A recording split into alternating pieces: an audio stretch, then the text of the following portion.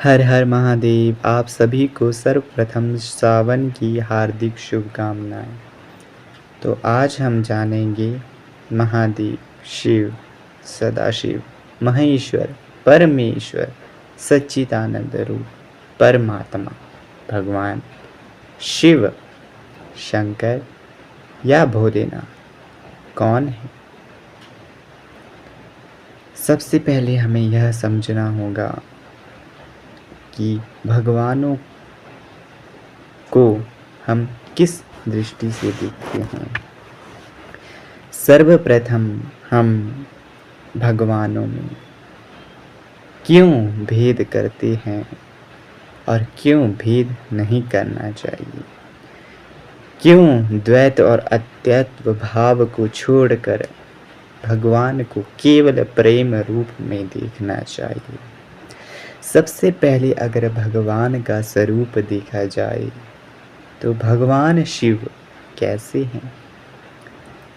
अगर भगवान शिव को लिंग रूप में देखा जाए, शिवलिंग रूप में देखा जाए, तो वह परमेश्वर परमात्मा के स्वरूप में दिखाई देंगे।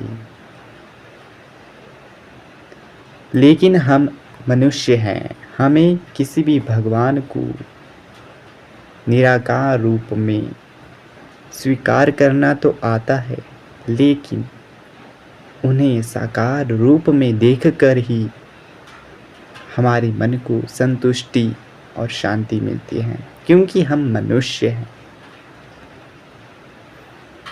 अभी तक हमारे अंदर हमारा सच्चिदानंद स्वरूप जागृत नहीं हुआ है और वह केवल गुरु के द्वारा संभव है। भगवान का एक स्वरूप गुरु है। कहते हैं गुरु ब्रह्मा गुरु विष्णु गुरुदेव महेश्वरा गुरु साक्षात परम ब्रह्म तस्मै श्री गुरुवे नमः। अर्थात भगवान ब्रह्मा विष्णु तथा महेश्वर ही गुरु है। वह साक्षात पर ब्रह्म स्वरूप परमात्मा ही गुरु है।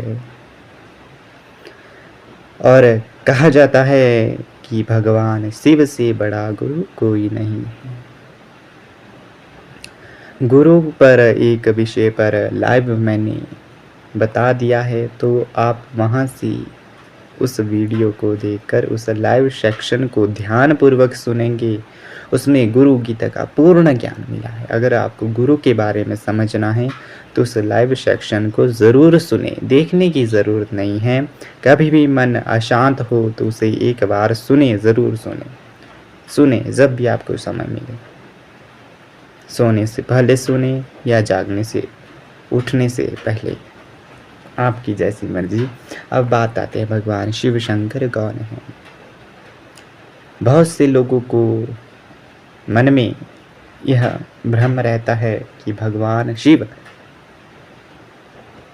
जिस तरह बताए गए हैं, जिस तरह उन्हें आजकल के ज़माने में बताया गया है, चित्रित किया गया है, वैसे ही होंगे।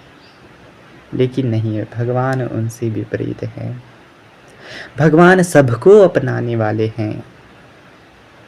आपने सीरियल में भी देखा होगा, जितने सीरियल भी बने होंगे या शास्त्रों में या कहीं भी अध्ययन किया होगा, केवल और केवल भगवान शिव ही ऐसे हैं जो सभी को अपनाते हैं। चाहे देवता हो, मनुष्य हो या दानव हो, भूत प्रेत हो। अब आपने सुना होगा भूत प्रेत हमारा तो अहित करते हैं, वह तो नकारात्मक शक्तियां हैं। आखिर भगवान उन्हें क्यों अपनाते हैं।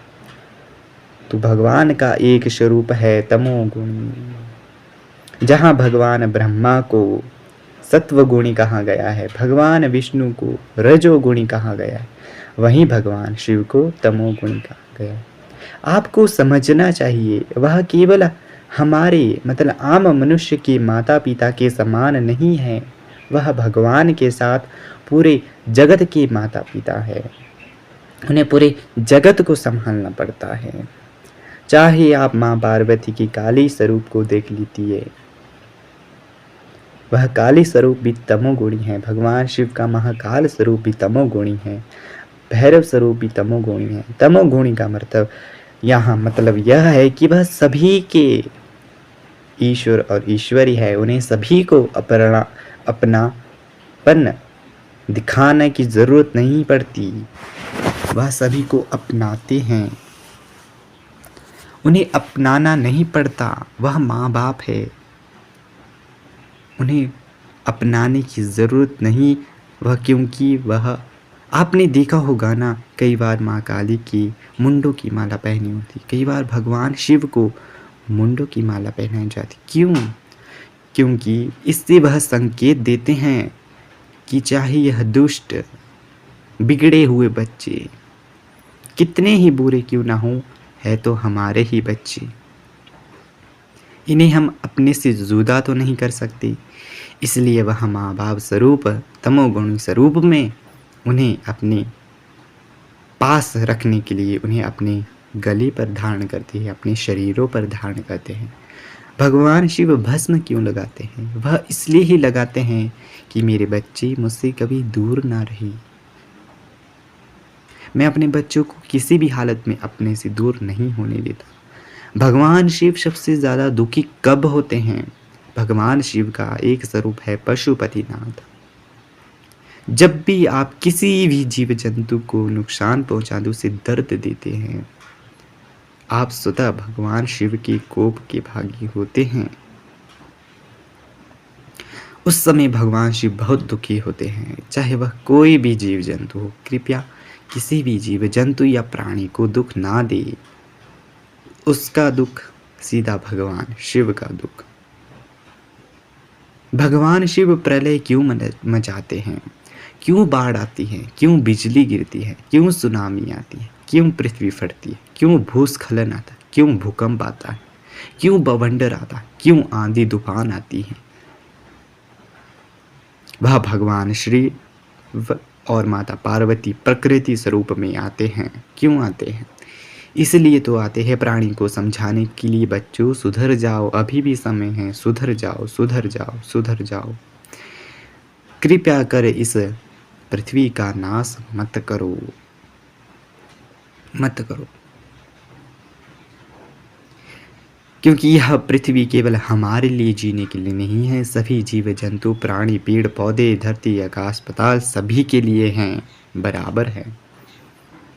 आपने सुना होगा धरती माता है तो पिता आकाश है, और आकाश और धरती ही संगम ही सभी प्राणियों के लिए बने हैं, सभी प्राणियों के लिए। जब तक वह इस मृत्यु लोक में है, सभी के लिए वह वस्तुएं प्रदान की गई हैं। प्रकृति हमें जो भी देती है वह अपनी मर्जी से देती है, लेकिन जब लेने की बारी आती है तो वो भी अपनी मर्जी से लेती है। क्यों लेती हैं? क्योंकि आप उसका दुरुपयोग करते हैं, क्योंकि हमें इसी प्रकृति से लेकर इसी प्रकृति को देना है। अब भगवान शिव के स्वरूप का ध्यान करें। भगवान के 3 नेत्र हैं, वह 3 नेत्र समझाते हैं कि यह पूरा जगत उन्हीं 3 नेत्रों में समाया हुआ है।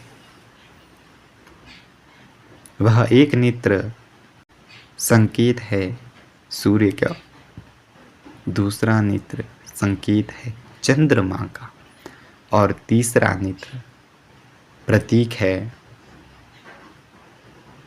अग्नि का, अग्नि तत्व का। आपने देखा होगा हमारे जीवन में सुख दुख, अच्छा बुरा, कष्ट, खुशी, आंसू, जो कुछ भी होता है वह हमारे भले के लिए होता है। दिन है तो रात भी होगी, सुख है तो दुख भी होगा, अंधेरी रात है तो सुबह की किरणें भी हैं, और कुछ अच्छा हमारे जीवन में है तो कुछ बुरा भी है, कुछ बुराई हमारे अंदर है तो कुछ अच्छाई भी है, कुछ बुरे लोग हमें मिलते हैं तो कुछ अच्छे भी हैं। कहने का तात्पर्य है जिस प्रकार यह पृथ्वी सुबह और शाम का संतुलन लिए चंद्रमा का एक समय है आने का, सूर्य का एक समय है उगने का। तो यह हमें क्या संदेश देते हैं? यह संदेश देते हैं कि हमें अपने जीवन में स्थिर रहना चाहिए, ना किसी ज़्यादा की लालसा करनी चाहिए और ना किसी कम की उम्मीद रखनी चाहिए। कहने का अर्थ है भगवान शिव के तीसरे नेत्र का प्रतीक, जो हमें यह समझाता है कि समय आने पर हमें अच्छाई भी करनी चाहिए और बुराई तो हमें किसी न किसी रूप में हमारे द्वारा हो ही जाती है, करने की ज़रूरत नहीं पड़ती। हाँ, कई समय ऐसे आता है, कई बार ऐसा होता है कि हमसे बुराई हो जाती है। तीसरा नेत्र अग्नि का प्रतीक है। अग्नि हमें सिखाती है कि हमें सामान्य रहना चाहिए, हमें स्थिर रहना चाहिए। अगर हमारे जीवन में दुख है तो हमारे जीवन में सुख भी आएंगे। अगर हमारे जीवन में अंधकार है तो हमारे जीवन में रोशनी भी आएगी। अगर हमें किसी ने बुरा कह दिया तो हमारे जीवन में सुनने के लिए अच्छे शब्द भी आएंगे। अगर आज हमें असफलता मिल रही है तो आने वाले समय में हम सफल भी ज़रूर होंगे। अगर जन्म हुआ है तो मृत्यु भी होगी। कहने का तात्पर्य यह है कि तीनों नेत्र भगवान शिव की यह सिखाते हैं कि अगर हमारा अतीत अच्छा था या नहीं था, भविष्य अच्छा होगा या नहीं होगा, इसकी चिंता ना कर हमें वर्तमान में जीना चाहिए कि वर्तमान में ऐसा हम क्या कर सकते हैं कि जिससे हमारा अतीत भी सुधर जाए और भविष्य भी उज्जवल हो जाए। अब ध्यान करिए भगवान शिव की मस्तक पर विराजमान अर्धचंद्र का। चंद्रमा हमें क्या सिखाता है? शीतल रहना, शांत रहना, चांदनी की तरह चमकना। जैसे सूर्य की तरह चमक होती है, उसी प्रकार चांद में भी चमक होती है। ध्यान से देखो तो होती है। भगवान शिव की चंद्रमा अमृत तत्व का बोध कराता है। अमृत तत्व हमें कब मिलता है? अमृत तत्व हमें